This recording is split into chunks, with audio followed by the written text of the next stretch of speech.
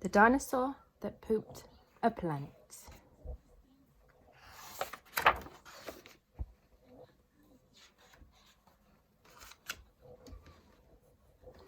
Danny and Dinosaur liked to have fun.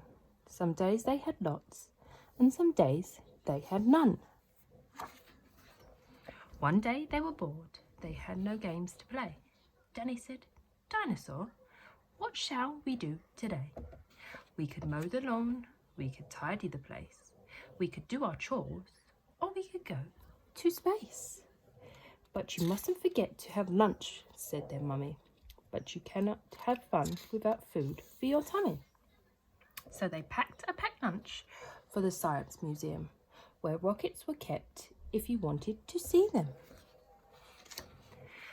There were hundreds of rockets and spaceship surprises, tall ones, small ones, of all shapes and sizes, and one that was ready to launch with a door, but big enough for a boy and his pet dinosaur. They ignored all the warnings, they couldn't care less. They pressed all the things they shouldn't have pressed. T-minus 5, 4, 3, 2, 1. Ignition! They started their intergalactic space mission. They flew higher than houses and buildings and cranes, much higher than birds, even higher than planes.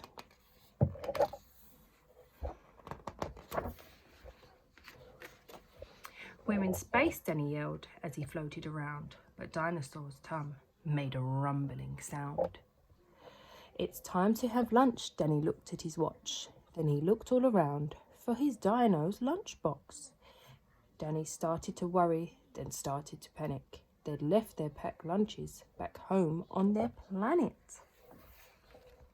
So with no food on board, not the smallest of crumbs, a disastrous dinosaur feast had begun.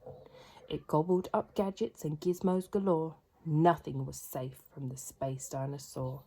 Robots and ray guns and blinking red blinkers, eating things thought up by NASA's great thinkers. Their hyperdrive gamma reactor machine was swallowed along with the space tractor beam. It chewed and it chomped on the spaceship controls. The rocket was dotted with dino tooth holes. Inside it was bare, the spaceship was empty. Outside there were more things to eat. There were plenty. It broke down the door with a cool ninja chop. Out in space, dinosaurs are much harder to stop. It chomped on the moon like a big chunk of cheese, then shoved even more into its mouth with a squeeze. It munched on the Martians from Mars and their cats. Their cats are like eyes, but their cats wear cool hats. Satellite Saturn and 6 supernovas, shape-shifting saucers and 7 space rovers. It guzzled 5 gallons of fuel from the tank, and Danny's jaw dropped as it watched what it drank. With a crunch and a crack and a nom nom nom nom. In one dino gulp, the rocket was gone. Nothing was left. All Danny could see was a fat dinosaur where the rocket should be. And so they were stranded with no way back home, just Danny and Dino in space, all alone. Now Danny was crying. He cried and he cried and he cried, and his tears filled his spacesuit inside. Unless they were going to stay there forever, the dinosaur needed to do something clever. With the feeling of guilt deep down in its gut, its brain brewed a plan involving its butt. It knew there was only one thing it could do. To get them back home, it needed to poo.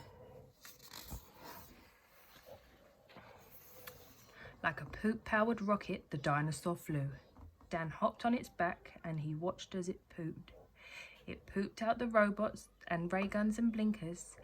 The things NASA thinkers thought up were now stinkers. It pooped out the moon, it pooped out the stars. It pooped out the space rovers and Martians from Mars. When Danny looked back, he could see a poop trail from far out in space to the dinosaur's tail. They headed for Earth and they started to orbit. It pooped out the clouds, but the clouds just absorbed it. They flew past the buildings and streets of their town, leaving the houses all smelly and brown, and finally landed back down on the ground. "Hooray!" Danny cried. "We are home safe and sound." They looked to the sky, and the things that were pooed had formed a poop planet right next to the moon. And so Danny promised to listen to Mummy, because fun is not fun without food in your tummy.